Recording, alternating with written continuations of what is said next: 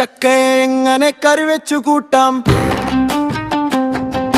ചക്കയെ കൊത്തി നുറുക്കി കുക്കർ വെക്കാം. അതിലേക്ക് പാകത്തിനുപ്പും മുളകും ഇത്തിരി മഞ്ഞൾ പൊടിയും ചേർക്കാം. ഇത്തിരി മഞ്ഞൾ പൊടിയും ചേർക്കാം.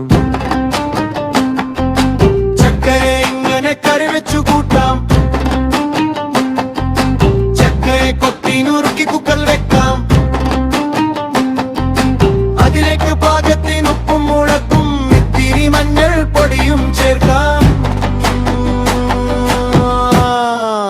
ഇത്തിരി മഞ്ഞൾ പൊടിയും ചേർക്കാം. കുക്കറിൽ വേവിച്ചു തുറന്നാൽ അതിലേക്ക് തേങ്ങയും ജീരകവും വെളുത്തുള്ളിയും ചേർത്തൊരു നല്ല അരപ്പൊഴിക്കാം. നല്ലൊരു നാടൻ അരപ്പൊഴിക്കാം.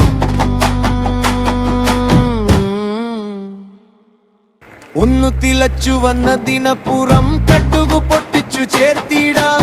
ഉള്ളിയും കരിവേപ്പിലയും വറുത്തിട്ടാൽ സ്വാദേറും ചക്കക്കറി റെഡിയാക്കിടാം.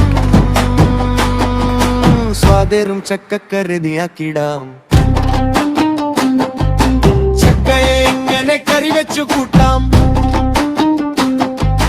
ചക്കയെ കൊത്തി നുറുക്കി കുക്കറിൽ വെക്കാം. അതിലേക്ക് പാകത്തിനുപ്പും മുളകും ഇത്തിരി മഞ്ഞൾ പൊടിയും ചേർക്കാം. ഇത്തിരി മഞ്ഞൾ പൊടിയും ചേർക്കാം.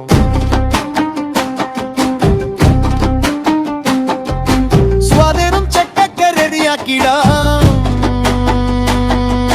നമ്മുടെ ചക്കക്കറി റെഡിയാക്കിടാം.